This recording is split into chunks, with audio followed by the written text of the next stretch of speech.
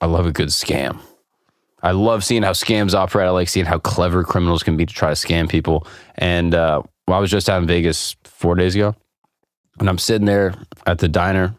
Waiter comes up to me. He's like, yeah, you know, like I got a house that I'm, you know, trying to buy, and I own 5 vehicles, so I'm killing it. I was like, you own 5 vehicles? And he goes, yeah, I put them out on Turo. And I was like, what? And then he was like, yeah, it's, you know, and it's just a hustle kind of like as a Vegas guy. Every Vegas guy is in a mindset of hustling. Yeah. And then you just brought up to me, oh yeah, have you heard about the Turo scam? And I was like, what is this? So explain to me, how are people using Turo to scam? There's a few different avenues, I think, that people use the app for in order to scam. And scamming nowadays has become the norm, in my opinion. It's one of the most normalized crimes. I think, like, when I was growing up, drug dealing was kind of like the thing because you saw, like, the people getting the money quick or whatever. Now scamming is, like, the whole new thing. Everybody wants to get online, whether it's crypto or whatever. Excuse me. It's become like the number one crime that a lot of young kids want to do now, the get rich quick crime, you know what I mean? So I think that's kind of resonated to these apps, you know, on the phone, because as technology develops, the scams get more elaborate. So how do you get around these, let's say, the provisions or the safeguards that these apps put in place and certain rental companies and stuff like that to kind of like prevent these scammers? And really quick, Turo, for anyone that's watching, is just a car rental app. Turo is a peer-to-peer car rental app. So Airbnb for car rentals. That's it. Basically, what you do is you'll rent a car from an individual that owns the car, let's say. Some of them have businesses, you know, that they just put it on Turo. But could be just a guy who's got a Toyota Corolla, and he only uses it Monday through Friday, and he wants to rent it out Saturday and Sunday, get a little extra cash. I think that's how the concept of it started. But like you were saying, Waiter has 5 cars. It's grown into a almost, I don't want to say a passive income, because after I did it, I could see it wasn't really as passive as I thought. But they mask it as that, as something, hey, throw these cars, you don't have to worry about it, blah, blah, blah. However, like most of these apps that are popular now, Turo, Uber, DoorDash, I'm sure if you talk to anyone who's either worked for them or has any kind of experience, they've been a victim of a scam, one way or the other, whether it's from the customer or the customer does something and the host company doesn't want to cover it. They just say, hey, you know, eat the loss, even though you were scammed. So how did this happen for you? So this happened to me. I like I said, I moved out to Vegas or whatever, and I didn't really know what I wanted to do yet. I knew I wanted to transfer into some kind of business out there because Vegas is a hustle city, like you said. I thought New York was the hustle city, but Vegas literally... I thought New York was the hustle city, but Vegas literally is the hustle city. Oh, yeah, it's 24/7, nonstop. Does it shut down around a certain time? Yeah, maybe. But the thing is, like, once the club kids are getting out, because it's not like here where everything closes at 4, it closes at like 5, 6, sometimes goes later. People start getting ready to go to the airport, then you got the other tourists. So it's almost like a revolving door. So in that, a lot of people do rent cars. That's what I did. I rented cars when I went out there. I met this couple, and long story short, they were like, business people. They worked in corporate jobs, and they were making so much money, they said over Turo, they were getting ready to leave their corporate jobs.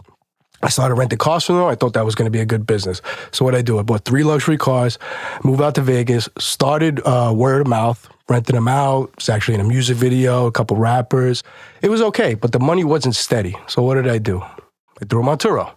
Fucking worst mistake I ever did, bro. Like, literally. Like, it just... What kind of cars? 2 Mercedes and 1 Range Rover. Okay. GL 450, the big one that has like 7 seats. GLB AMG 35 and Range Rover Sport. Nice.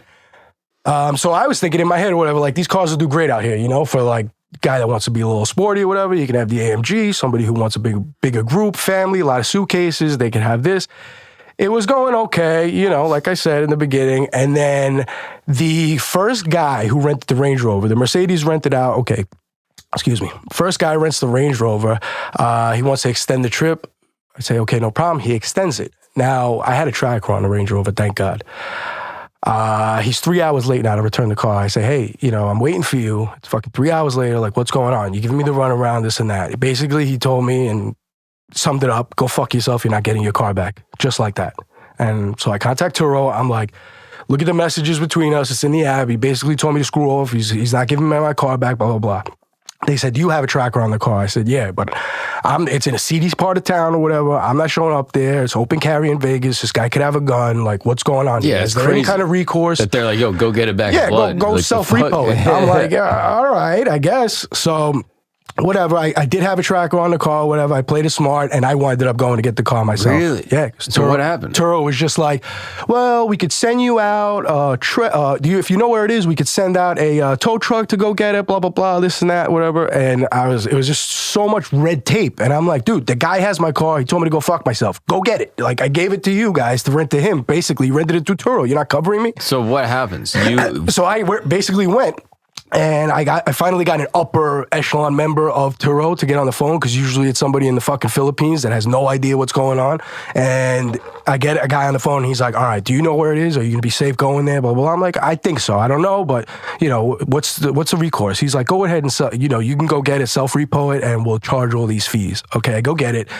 The car is a fucking mess. Like I said, all brand new cars or whatever. Fucking smoked in it, oil on the seats. Like, I'm like, what the fuck? Like, what would you do in this car? Where is it? Is it in a driveway? It's in a parking lot. And anybody that knows Vegas, the Bridge Suites, I think, on Boulder Highway. And Boulder Highway is like a notorious highway. We're going to touch on that later.